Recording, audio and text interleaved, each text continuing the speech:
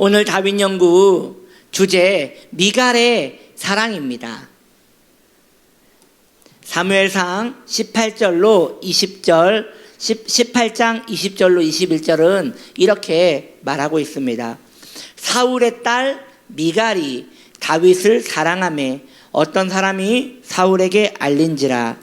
사울이 그 일을 좋게 여겨 스스로 이르되 내가 딸을 그에게 주어서 그에게 올무가 되게 하고 블레셋 사람들의 손으로 그를 치게 하리라 하고, 이에 사울이 다윗에게 이르되 내가 오늘 다시 내 사위가 되리라 하니라. 아멘. 우리는 지금 사울이 괴계를 써서 다윗을 죽이려고 하는 것을 알고 있습니다. 사울이 갑자기 마음을 바꿨어요. 자기가 생각할 때 블레셋에게 다윗을 죽이게 하는 것보다 오히려 다윗의 마음을 상하게 해서 그를 나쁜 인간으로 만들어서 다윗이 마음이 상하면 분명 사울에게 도전할 것이고 그 근거로 죽일 생각을 했던 것 같아요. 그래서 이제 너가 나의 사위가 되리라 해놓고 그 딸을 다른 사람한테 시집을 보내버렸어요. 갑자기. 다윗이 볼 때 얼마나 어이가 없어요. 그런데 다윗이 대들지를 않는 거예요. 미션이 실패된 거죠. 그러니까 이걸 어떻게 죽이지라고 하는데 마침 둘째 딸이 다윗을 좋아한대요. 그 이야기를 듣고 또 기회를 엿본다는 그런 이야기입니다. 참 나쁜 아빠인 것 같아요. 그 딸을 그렇게 하면 안 되죠. 사악한 사울에게 그래서 다시 한번 기회가 찾아왔습니다. 여러분, 악인에게는 죄를 지을 기회가 자주 찾아옵니다. 왜요? 마귀가 그를 후원하기 때문이에요. 그래서 여러분, 알코올 중독자에게 술을 끊게 하려고 노력을 하는데 그에게 술 먹을 기회들이 얼마나 많이 찾아오는지 압니까? 원래 그런 거예요. 혹시 나에게 술 먹을 기회가 굉장히 많이 찾아온다 하는 분 있습니까? 여러분들 중에는 없죠? 왜냐하면 여러분들은 술에 관심이 없어서 그래요. 마귀가 해봐야 소망이 없는 것이죠. 그런데 경태야, 너 지금 손 든 거니? 그래, 기도하자. 유혹이 많구나. 그런데 그것에, 이 악한 것에 마음이 있고 그것을 절제하려는 자에게는 원수가, 마귀가 더 후원을 해주는 거예요. 그래서 그런 일이 정말 많아요. 자, 그러면 여러분, 나는 화를 내지 않으려 하는데 원수가 화나는 일을 계속 만드는 거예요. 왜냐? 그 성격을 계속 이어가게 하기 위하여. 나는 죄를 짓고 싶지 않은데 원수는 죄를 지을 수밖에 없는 환경을 계속 만드는 거예요. 그래서 여러분, 너무 신기한 게 있어요. 여러분들이 이걸 시험하지 않기를 원합니다. 무엇이냐? 여러분이요, 한번 큰 맘 먹고 주일 예배를 한 2번 정도만 빠져보세요. 아주 독한 마음을 먹고 2번 정도 빠지면요, 그 다음부터 셋째 주부터 교회를 가지 말아야 할 이유들이 계속 생각나고 환경이 열리고 역사가 일어납니다. 갑자기 교회를 가려고 하는데 폭설이 내리지를 않나, 그러니까 비가 내리지를 않나, 넘어졌는데 다리가 부러지지를 않나, 이런 일들이 계속 오는 거예요. 나가려고 하는데 전화가 와요. 지금 누가 입원했대. 이런 일들이 일어나는 거예요. 이런 일들은요, 계속 일어나요. 또 있어요. 여러분들이 또 큰 맘 먹고 11조를 한 2번 정도 띵겨 보십시오. 띵긴다는 말은 안 드린다는 걸 말하는 겁니다. 표준어인가? 예. 여러분 그렇습니다. 그러면요 그 다음부터 제대로 11조를 드리려고 하는데 계속 못 드릴 이유들이 계속 생겨요. 갑자기 큰 돈이 들어갈 일들이 계속 생기는 거예요.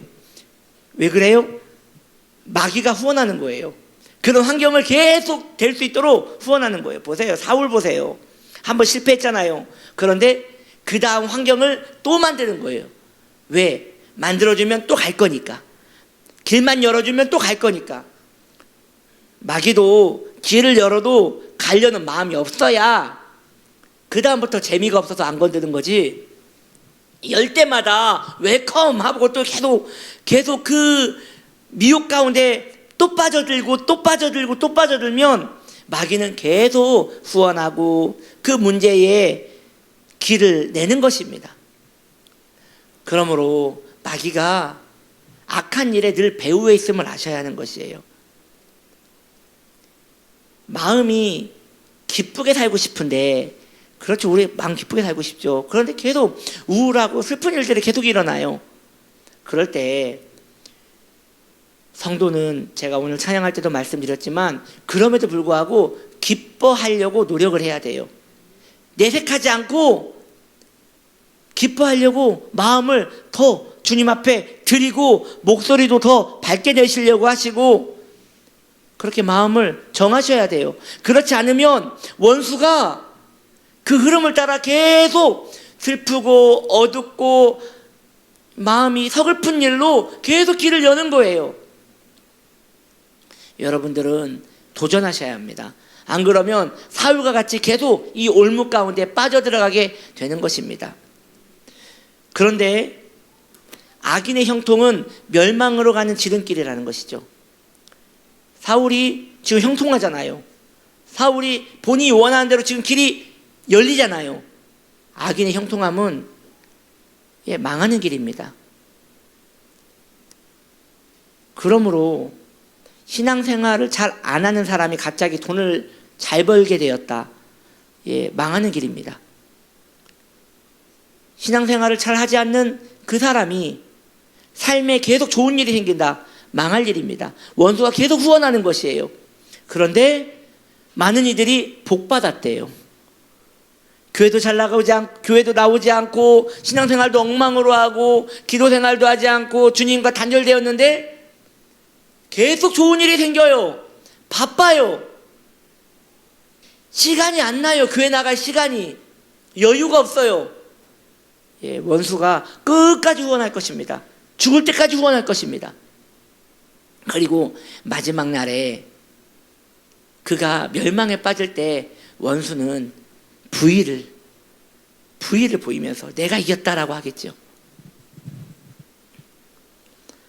그러나 여러분, 하나님은 마귀보다 더 크고 지혜로우십니다. 사울은 다윗을 죽이려고 이 형통함을 기뻐하였으나 하나님은 그것보다 더 큰 계획으로 이 환경을 인도하십니다. 성도는 하나님의 크신 지혜에 영광을 돌려야 합니다. 아멘. 하나님께 영광을 돌립시다. 큰 지혜에 하나님께 영광을 돌리세요. 이게 무슨 이야기냐? 사울은 둘째 딸 미갈을 이용하여 다윗을 죽이려 합니다. 하나님께서는 미갈의 마음을 움직이시어 다윗을 진짜 사랑하게 만들어 버립니다. 그래서요, 다윗은 다시금 사울의 가족에 의해 보호를 받는 것이에요. 다시금이라고 했다면 그 전에도 있었다는 것이죠. 그 전이 누구였어요? 요나단이 그렇게 다윗을 사랑해서 다윗을 보호하더니 이제는 딸마저도 다윗을 진짜 사랑하여 그렇게 되었습니다. 그러니까 너무 재밌는 거예요. 사울의 집안에서 사울을 미워하는 사람은 사울밖에 없어요. 다 다윗을 좋아해요. 사울의 집안에서 다윗 미워하는 사람은 사울밖에 없다니까요. 얼마나 사울이 외로웠을까요? 그런데 악인은 외로울수록 더 악해지는 거예요. 로마서 8장 28절을 우리는 사랑하지요. 이 말씀 이렇게 말합니다. 모든 것이 합력하여 선을 이루느니라. 다윗에게 일어난 악한 일은 악한 일이 아니에요. 본인의 보호자를 만드는 또 선한 일로 바뀌는 것이죠. 성도에게 일어나는 모든 악은 하나님의 지혜로 말미암아 모두 성도에게 복이 됩니다. 여러분 믿으셔야 돼요. 이 원리를 여러분이 마음에 새겨야 돼요. 나에게 눈물 날 일이 있고 서글픈 일이 있고 답답한 일이 있고 나를 무너뜨리는 일이 있는데 이것은 내게 복이 될 것이다. 왜? 하나님의 지혜가 나를 덮고 있기 때문인 것이죠. 성도의 삶은 우연이 없습니다. 그러므로 우연이 없기에 주님의 계획 안에 있습니다. 주님 안에 계획에 있기 때문에 우리는 결국 주님이 원하시는 방향대로 형통하게 될 것이에요. 성도의 고통은 악하지요. 여러분 모든 고통은 악해요. 힘들어요. 악한 일에는 마귀가 항상 개입되어 있어요. 그러니까 악한 일에는 마귀의 역사가 있는 건 사실이에요. 그런데 하나님께서는 고통을 사용하셔서 성도를 복되게 하세요. 마귀를 사용하셔서 성도를 복되게 하세요. 마귀는 성도의 연단시키는 도구에 불과한 거예요. 결국 결과는 하나님이 기뻐하시는 대로 됩니다. 그 사실을 믿으십니까? 여러분 지금 잠시 마음의 여유를 가지고 한번 생각해 보세요. 지금 하나를 기억해 보세요. 나를 가장 힘들게 하는 거 하나만 생각해 보세요. 딱 하나만. 나를 가장 힘들게 생각하는, 나를 가장 힘들게 만드는 것 하나만 생각해 보세요. 아마도 그 일은 오랜 시간이 지났어도 변하지 않았을 것입니다. 아마 그 일은 내가 그렇게 기도해도 변하지 않았을 것입니다. 아마도 그 일은 나를 의기소침하게 만들고 나를 더 우울하게 만들었을 것입니다. 그런데 지금 그 사건에 주님의 지혜가 함께 있음을 믿으셔야 합니다. 그 사건은 결국 나를 위한 사건이 될 것이에요. 지금은 나를 고통 주는 사건이지만 그 고통이 나를 힘들게 함으로 나는 연단되어 주님이 가장 기뻐하는 사람으로 만들어질 것입니다. 아멘.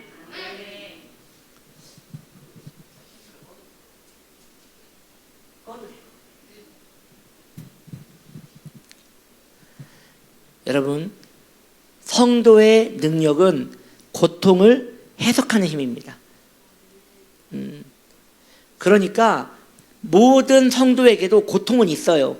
그런데 성도의 능력은 그 고통을 해석하는 힘이에요. 여러분들이 성령이 충만하다면 고통이 올 때에 그 고통으로 말미암아 여러분들은 철학자가 될 거예요. 이 고통을 그때부터 심각하게 고민하게 될 것이고 이 고통이 곧 내 편이라는 것을 인정하게 될 것입니다. 고통을 해석하는 힘을 성도는 계속 키워야 돼요. 그래야 고통에 끌려가지 않아요. 이거 너무 중요한 거예요. 고통은 늘 있거든요. 처음에는 끌려갈 수 있어요. 염려는 나를 끌고 가요. 왜냐? 힘이 너무 세니까 염려가 나를 꽉 붙들고 끌고 가면 끌려가야 돼요. 그런데 언제 그 염려와 고통이 힘을 잃어버리느냐? 그것을 내가 해석할 때 아니야, 이건 하나님이 나를 위해서 주신 이벤트야 라고 생각하는 순간 이 고통은 그때부터 힘을 잃고, 그때부터 힘을 잃으니까 내가 더 힘이 세잖아요. 내가 통제할 수 있는 거예요. 성도는 고통을 통제할 수 있습니다. 그래서 여러분, 성도는 자신의 고통에 꼬리표를 달아야 돼요. 이 꼬리표가 뭐냐면 택이라고 하죠. 택. 이 옷 같은 것이나 아니면 가방에 택 달려 있잖아요. 성도는 고통이 딱 찾아올 때 고통을 떠나가라고 할 것도 없고 고통과 싸우려고도 하지 마시고요. 고통 때문에 이것 때문에 무너지려고도 하지 마시고 하나만 하시면 돼요. 그 고통을 가만히 노려보고 택을 딱 붙이세요. 꼬리표를 딱 붙여야 돼요. 그 꼬리표에는 뭐라고 써 있느냐? 이렇게 써 있습니다. 지금 이 고통은 곧 복이 될 것이다. 틀림없어요. 그렇게 돼요. 여러분이 하나님 안에 있다면 언젠가는 그렇게 꼭 돼요. 그러면 고통이 그때부터 힘을 잃어버리는 거예요. 재미가 없어지는 거예요. 연단이 그때부터 힘을 잃어버리는 거예요. 그러니 여러분, 삶에 고통이 있을 때 기억하세요. 택을 딱 붙이는 거예요. 그러면 그건 아무리 길을 써도 이제 힘을 잃어버리는 거예요. 해밍웨이의 노인과 바다라는 이야기에 보면요, 거기에서 이 책에서 큰 물고기를 노인이 낚잖아요. 근데 그게 낚은 건지 안 낚은 건지 구별이 안 되는 게, 낚싯줄을 붙잡고 계속 태평양 한가운데까지 끌고 가는 거예요. 그게 낚인 거예요? 낚은 거예요? 낚인 거예요? 여튼 이 물고기가 너무 커가지고 이 노인이 계속 끌려가는 거예요. 그 책에서 3일을 끌려갔다고 합니다. 3일을, 밤낮 3일을. 그런데 끝까지 붙들고 있는 거예요. 이 낚싯줄을 끝까지 붙들고 있는 거예요. 그러니까 이 물고기가 이제는, 물고기가 힘이 빠지면 수면 위로 올라온대요. 수면 위에 올라오고 더 힘이 빠지면 배를 빙글빙글 돈대요. 그때 노인이 작살로 콱 찍는 거죠. 그 노인은 많은 경험을 통해서 아는 거예요. 결국 이 낚싯줄만 놓지 않으면 이긴다.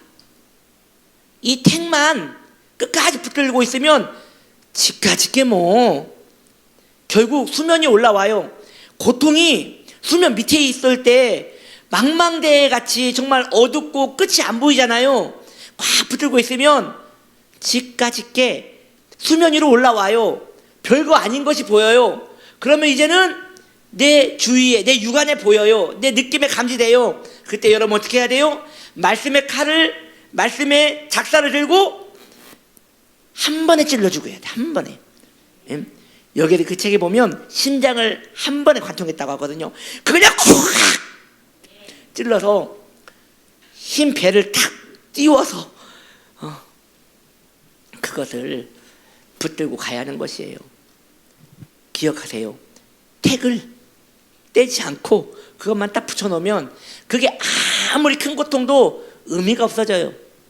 결국 복이 될 거예요. 결국 나에게 복이 될 거예요.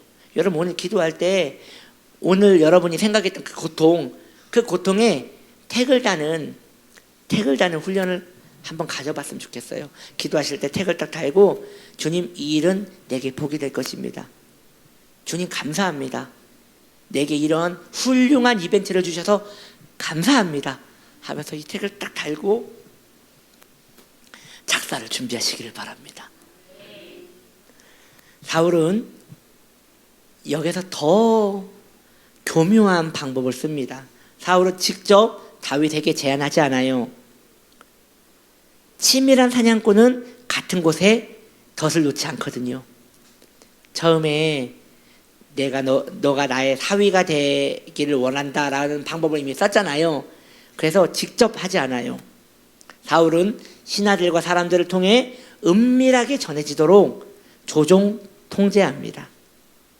악인들은 자신에게 유리하게 분위기를 만듭니다. 보이는 환경이 그의 전부이기 때문입니다. 그래서 성도님들 이거 너무 중요한 이야기인데요.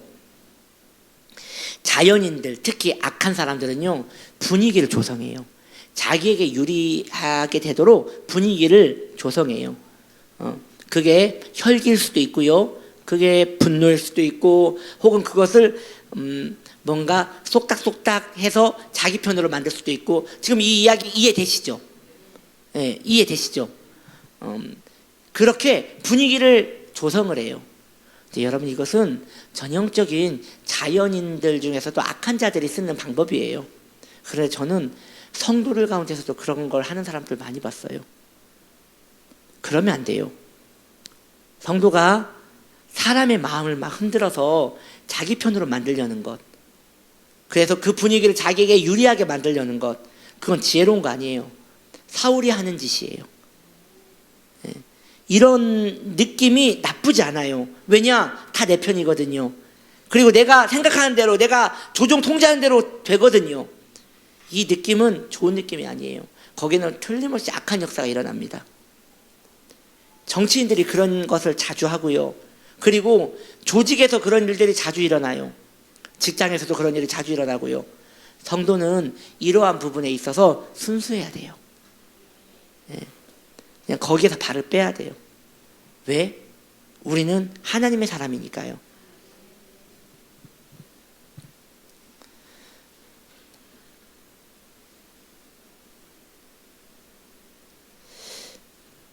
성도는 보이는 환경보다 보이지 않는 하나님만 바라봐야 하는 것입니다.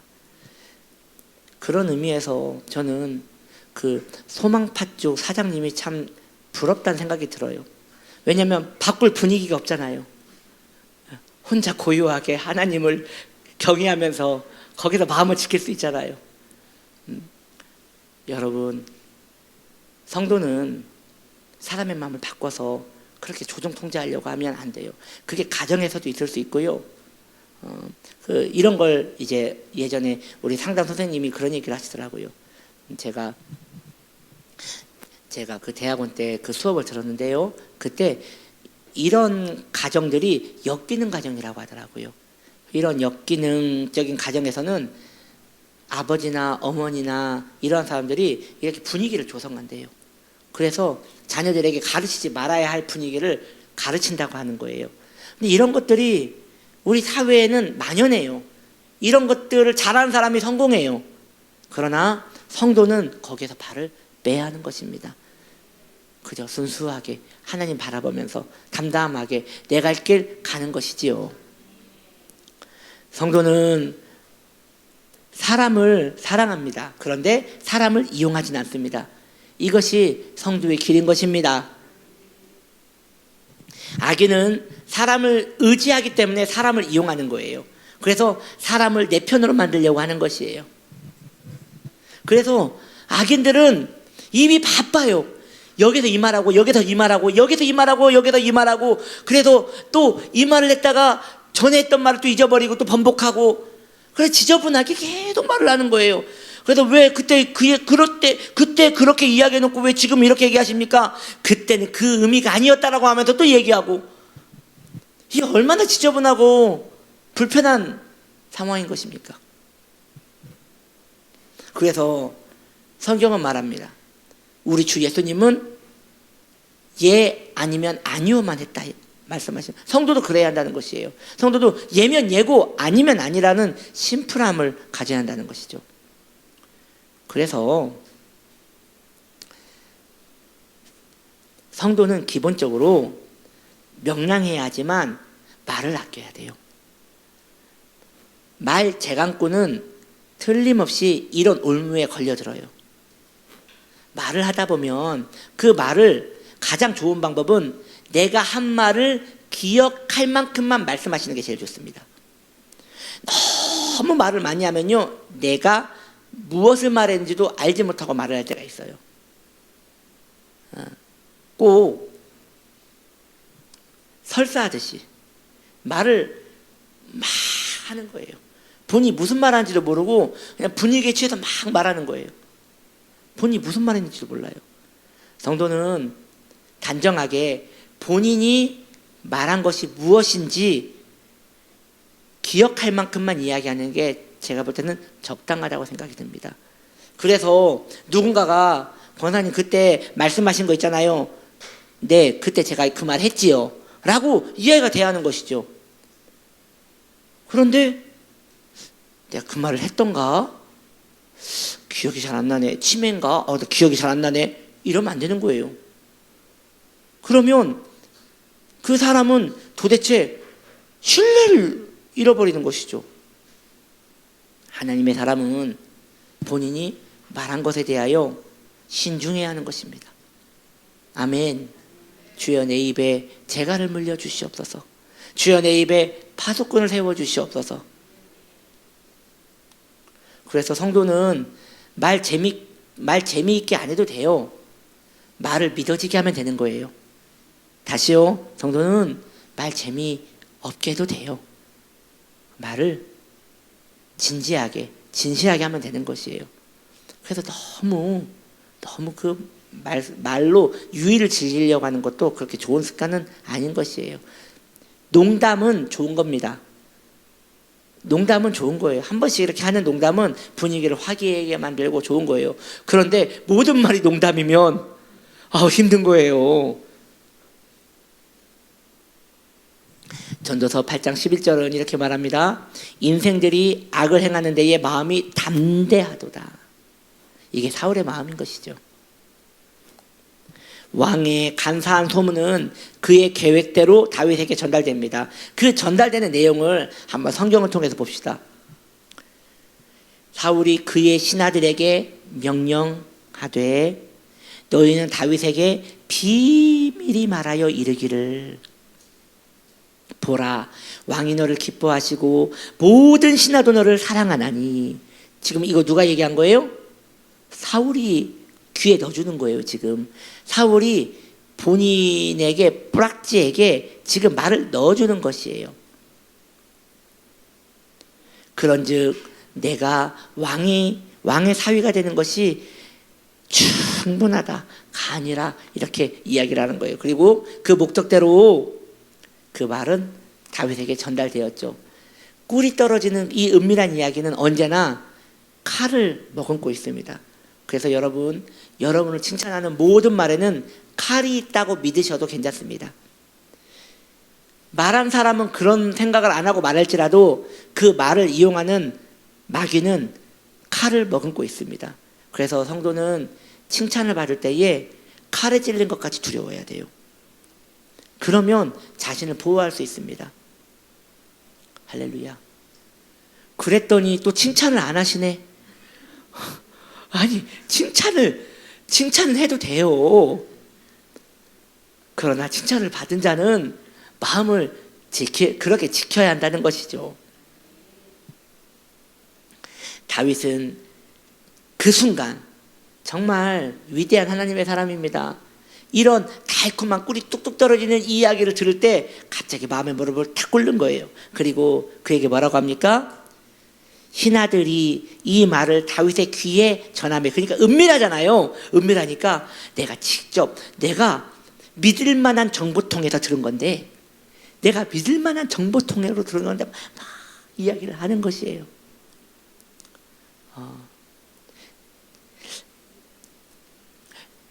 저의 부끄러운 이야기예요. 제 수치인데, 한 번은 장로님 한 분이 저에게 오셔서 은밀하게 얘기해 주는 거예요. 은밀하게.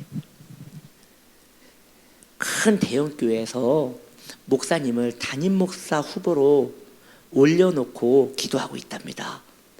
그 얘기를 이렇게 은밀하게 해주는 거예요. 갑자기 등에서 날개가 나오더라고요. 발걸음이 가벼워요. 그러고 끝났어요. 난 또 다른 소식이 있을까 하고 아무리 기다려도 지금 생각해 보면 거짓말 같아요. 저 기분 좋게 하려고 거짓말한 것 같아요. 저 같은 사람을 무슨 후보로 올렸겠어요. 근데 그 얘기를 그 얘기를 들었는데 그렇게 주여, 그렇게 기분이 좋더라고요. 날개가 돋친 듯. 사람은요, 이런 달콤한 이야기를 들으면 마음이 가벼워지고 그렇게 무너지는 것이에요. 그런데 다윗은 그러지 않았어요. 그 은밀하게 왕께서 너를 백성들도 너를 사랑하고 왕도 너를 사랑하고 너는 사위로서도 마땅하고 막 이렇게 이야기를 하니까 다윗은 자기 무릎을 딱 꿇고 마음의 무릎을 꿇고 뭐라고 말합니까? 다윗이 이르되 왕의 사위 되는 일을 너희는 작은 일로 보느냐. 그리고 말합니다. 나 이걸 볼 때 너무 마음이 슬퍼요. 나는 가난하고 천한 사람이라. 다윗의 이 고백은 진실해요. 이 고백 앞에 모든 칼은 솜사탕이 되는 것이에요. 아무 힘도 없어지게 되는 것이죠. 성도의 자세가, 결국 칭찬을 듣는 성도의 자세가 칼을 만들기도 하고 솜사탕을 만들기도 하는 것이에요. 저는 우리 귀한 성도님들이 어딜 가나 칭찬받기를 축복합니다. 아멘 하세요. 미움받는 것보다 낫잖아요. 어딜 가나 여러분들이 칭찬받기를 축복합니다. 그런데 이 칭찬이 칼이 되는 게 아니라 여러분들에게 유익이 되는 달콤한 솜사탕이 되기를 축복합니다. 다윗이 자신의 가난을 말한 이유는 결혼 지참금이 없음을 의미하는 것이라고 말하는 그 학자들의 말이 있어요. 그러니까 우리도 혼수품을 가져가야 하잖아요. 왕의 사위가 되려니 얼마나 큰 지참금이 필요하겠어요. 그것을 이제 나는 가난한 사람이라고 말하니까 이것을 들은 신하가 또 뚜루루 가가지고 사울에게 말하지 않았겠어요? 다윗이 그러는데 가난해서 부담스럽다는데요. 벌써 딱 듣고 알죠? 결혼지참금. 사울이 그걸 알았을까요? 몰랐을까요? 다 알고 얘기한 거예요. 얼마 똑똑한지 몰라요. 악한 일에는 그렇게 똑똑해요. 왜? 마귀가 도와주니까요. 이 내용을 가지고 매튜 헬렌이 이렇게 말합니다. 만약 다윗이 왕의 사위가 되는 영예가 그렇게 크게 여겨졌다면 우리가 왕 중의 왕이신 분의 자녀가 되는 것은 얼마나 높이 여겨야 하는 것인가. 전 여러분들에게 묻고 싶습니다. 여러분은 지금 주님의 자녀가 되기 위하여 어떤 뇌물을 썼는지요? 여러분들은 주님의 자녀가 되기 위하여 어떤 지참금을 드렸는지요? 네. 여러분들이 무엇을 드려도 주님은 의미 없다 하실 것입니다. 그런데 마음은 그렇게 가져야 한다는 거예요. 우리는 가질 수 없는 걸 가진 거예요. 누릴 수 없는 걸 누린 거예요. 놀라운 은혜를 우리는 받은 거예요. 자, 사울, 머리 잘 돌아가는 사울이 말합니다. 사울은 다윗에게 결혼 지참금으로 블레셋 군인 100명의 포피를 배워오라고 합니다. 블레셋 군인은 유대인의 할례 의식을 저주해요. 왜냐? 이 할례는 유대인밖에 안 하잖아요. 그러니 이 블레셋에게 있어서 할례는 원수의 증표인 다윗이 블레셋 군의 포피를 벤다면 다윗은 블레셋 모든 사람들에게 가장 악랄한 원수가 될 것입니다. 여러분 이해되시죠? 가장 경멸하는 것을 자기에게 해버린단 말이에요. 그때 사울이 얼마나 머리가 좋은 사람인지 보세요. 사울의 목적은 다윗을 블레셋 손을 통하여 죽이지 못한다면 다윗을 블레셋의 원수로라도 만들고 싶은 거예요. 다윗의 이름은 매우 유명해지겠죠. 가장 악랄한 짓을 한 사람으로. 여러분 포피를 벨 때 죽인 다음에 포피를 벨 수도 있겠죠. 그러니까 죽이는 것도 끔찍한 건데 죽이고 포피를 베어갔대요. 이 얼마나 원수의 입장에서 볼 때 악랄한 사람입니까? 그래서 다윗은 그때부터 블레셋의 매우 유명한 그 용사가 되는 것이죠. 악하게. 다윗은 왕의 요구를 승낙하고 몇 명이요? 100명만 배워오라고 했더니 200명을 배워와요. 다윗은 블레셋에게 오는 두려움보다 하나님의 보호를 더 의지한 것입니다. 성도가 세상을 너무 두려워하는 이유는 하나님의 보호에 대한 믿음에 머물지 않기 때문입니다. 사랑하는 성도님들이요, 주님이 여러분들을 보호하심을 믿습니까? 그렇다면 그 보호를 더 의지하십시오. 우리 주님께서 말씀하셨습니다. 나는 세상보다 크다라고 하셨습니다.